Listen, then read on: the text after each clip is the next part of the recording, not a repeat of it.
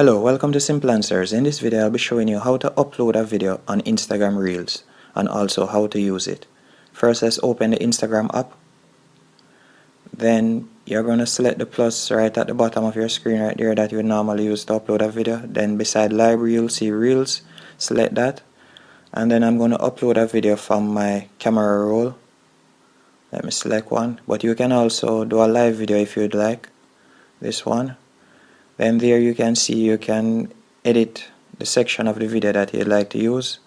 Then you'll simply press the arrow on the right hand, and then you simply type in your caption right here if you want, and then you'll press share.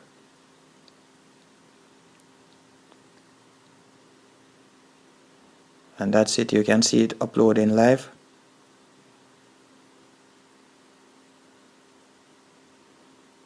Hope you found this video informative. If you did, be sure to hit the like button and also subscribe.